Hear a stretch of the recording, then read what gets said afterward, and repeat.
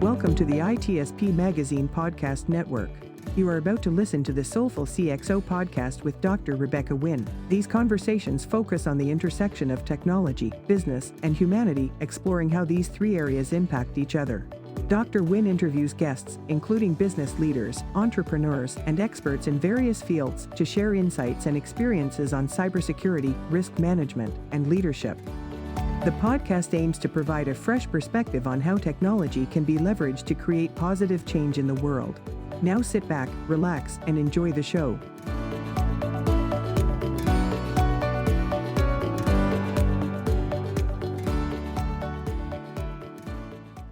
Welcome to the Soulful CXO. I'm your host, Dr. Rebecca Wynn, and we are pleased to have with us today, Debra Benton. Debra is globally recognized executive coach, best-selling business author, popular conference keynote speaker on leadership and executive effectiveness. She helps people take ownership of their potential by making positive, lasting changes in their attitudes, actions, interactions, both for themselves and organization. Her client list is a who's who of who's who: Microsoft, Citicorp, Kellogg's, Campbell's, GE, AT&T, American Express, and that's just to name a few. She is absolutely the speed dial executive coach you need to have. She's on my speed dial.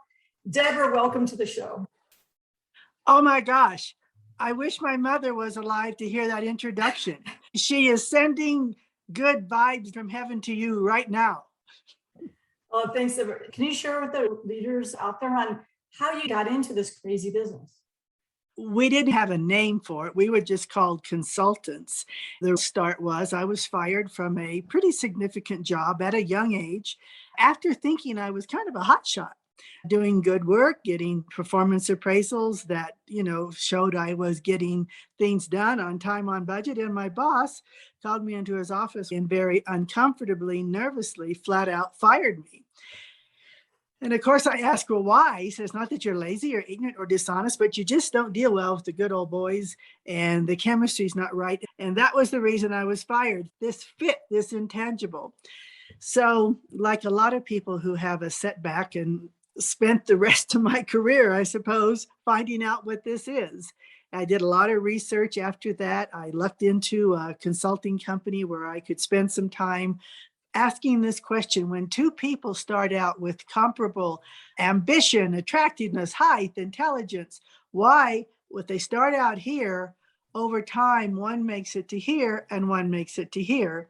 And this differentiating factor is what I've made my career out of, teaching that to smart people. It's a missing link. It's interesting when I read your work. Your work is really good about being proactive, giving great examples of other leaders to model after, what works, what doesn't work, what that looks like, and how you should put things into practice. And when I read a lot of other people's materials, to me, they seem to kind of like mix up what's executive presence versus what's leadership presence or leadership styles. Can you explain the difference between the two? I think you need executive presence to get people to want to follow you and emulate you so that you can be a leader.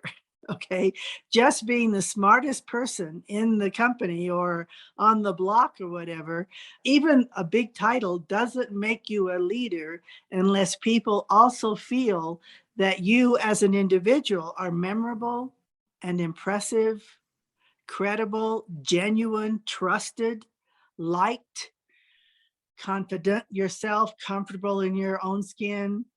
That's who people want to be like. One of the things you talk about, what kind of leader are you? You're like, I don't kind of leader. And you go through several different examples, like what's a visionary, what's a coach, what's an agile, what's a very strong, my way or the highway. Can you explain a couple of those, give us a couple of examples of those different types of leaders and what that kind of looks like? Well, leadership, if you Google books on leadership, there's probably 50,000 titles. So what is leadership? The leadership required in an organization varies. If you are a startup organization, you need visionary to see what's going to happen, potentially what could happen, whether you like Zuckerberg or Elon Musk. They were visionary leaders. When an institution is going well, your leadership style might be to make sure there's always vision in the back there. You always have to be looking forward, but you also have to make sure the machine is running now.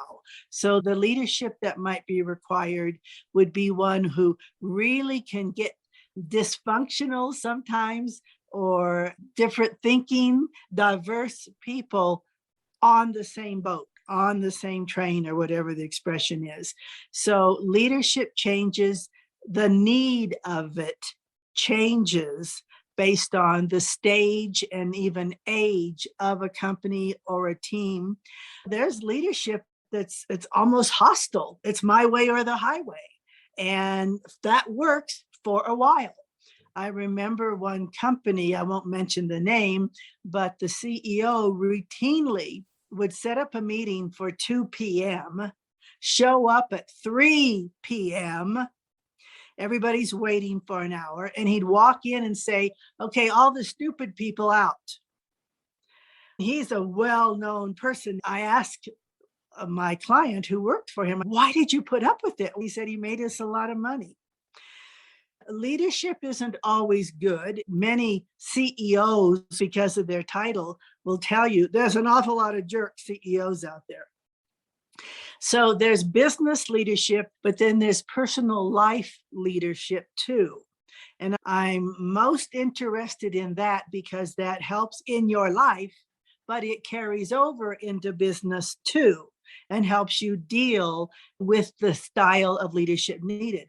But the personal leadership of being someone who is considerate, maintains others' self-esteem, accepts others' character, motive, and ability without judgment, who expects acceptance for themselves. That's the kind of personal leadership that is strongest and overriding all styles in all times and all needs. Right now, everybody listening, you're the CEO of your life. When you talk about being authentic and trying to find out who you are as a person, I think that's really key.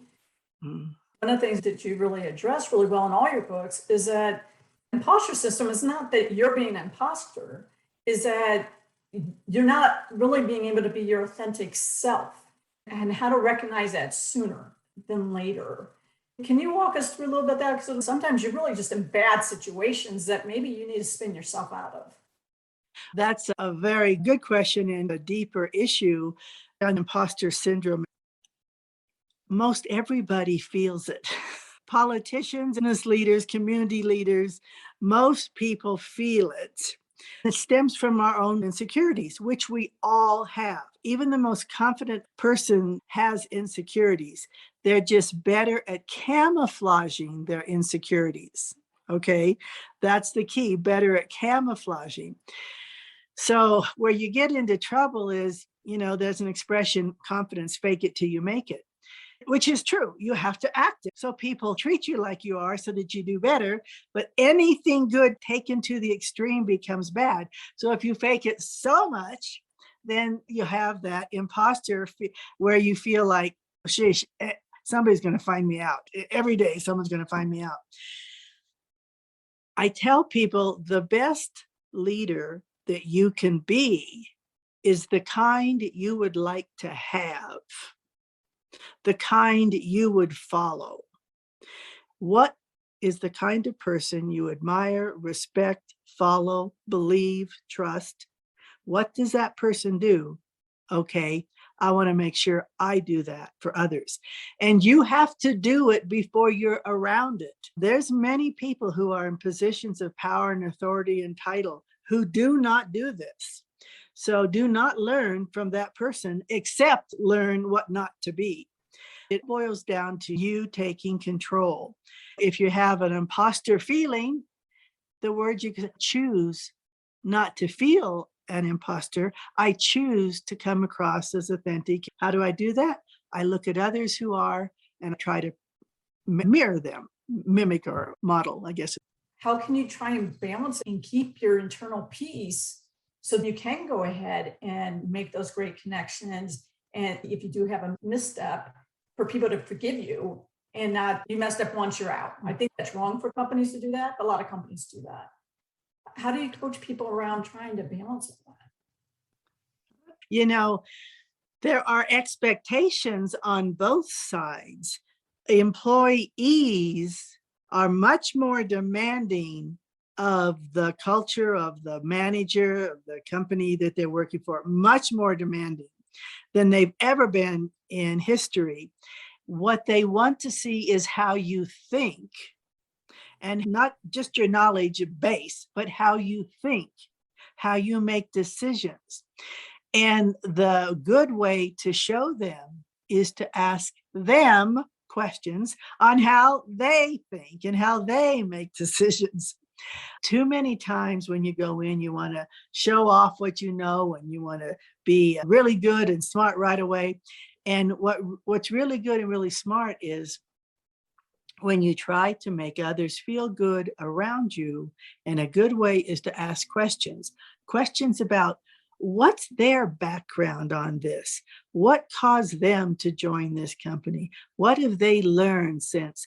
What would they do differently the next time? What do they want to achieve in their job? My manager, what do you want me to achieve? What do you want? What's our goal in our team? What don't we want to mess with? What do we want to have stay the same? What do we want to maintain? And what do we want to avoid? What don't we want to happen? What do we need to do to make sure we don't have something that we don't want? The point is questions, questions, questions. 80% of the conversation should you be asking questions. Now, I should caution one thing. Although I say you can look at the profiles of people you'd be working with, etc., the higher you go up, the higher the chance someone wrote that profile, meaning a professional profile writer.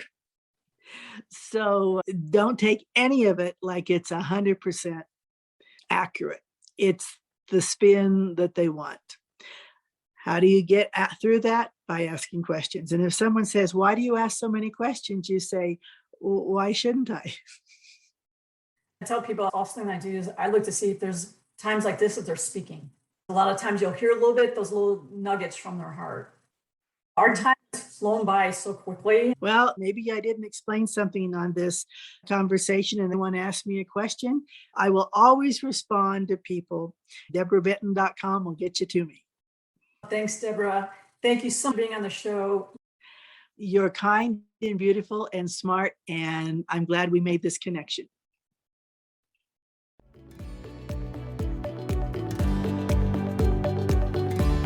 We hope you enjoyed this episode of Soulful CXO podcast with Dr. Rebecca Wynn, part of the ITSP Magazine podcast network.